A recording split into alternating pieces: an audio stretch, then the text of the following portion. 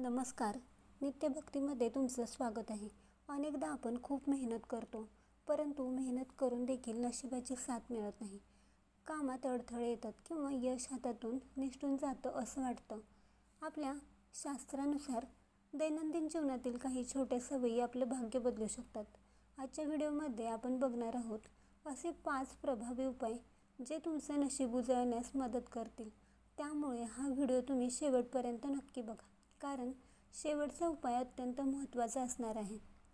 शास्त्रात असं सांगितलं आहे की सकाळी उठल्याबरोबर आपले दोन्ही तळहात एकत्र करून त्यांचं दर्शन घ्यावं. कराग्रे वसते लक्ष्मी, करमध्ये तू सरस्वती, करमूले तू गोविंद, प्रभाते कर दर्शनम. म्हणजेच आपल्या हाताच्या अग्रभागी लक्ष्मी, मध्यभागी सरस्वती आणि मूळ भागात भगवान विष्णू यांचा वास असतो. सकाळी स्वतःचे हात पाहिल्याने दिवसाची सुरुवात सकारात्मक ऊर्जेने होते आणि भाग्योदय होतो. सकाळी उठल्याबरोबर सूर्याला अर्घ्य द्या. सूर्य हा यशाचा आणि तेजाचा कारक आहे. ज्या व्यक्तींचे नशीब त्यांना साथ देत नाही, त्यांनी दररोज सकाळी स्नान झाल्यावर तांब्याच्या कलशातून सूर्याला जल अर्पण करावे आणि जल अर्पण करताना ओम सूर्याय नमः या मंत्राचा जप करावा. यामुळे घरात, समाजात, सर्व ठिकाणी मानसन्मान वाढतो आणि जी कोणती कामे रखडली असतील ती देखील मार्गी लागतात. भारतीय संस्कृतीत गाईला 33 कोटी देवांचे स्थान दिले आहे. घरामध्ये स्वयंपाक करताना पहिली पोळी, चपाती नेहमी गाईसाठी काढावी.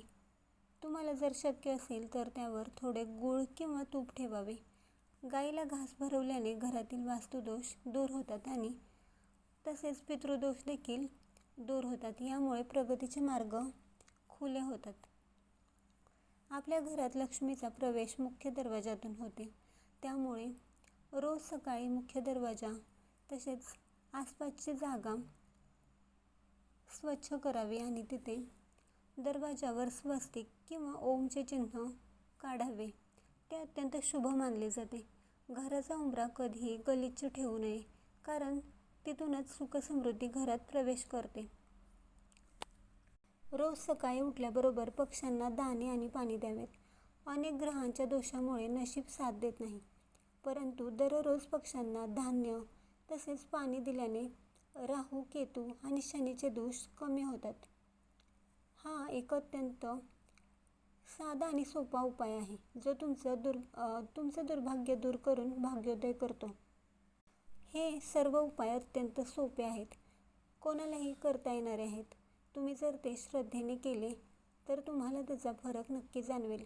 तुम्हाला हा व्हिडिओ कसा वाटला कमेंट्समध्ये नक्की सांगा आणि ही माहिती आवडली असेल तर लाईक करा. अशाच माहितीसाठी नित्यभक्ती चॅनलला सबस्क्राईब करा.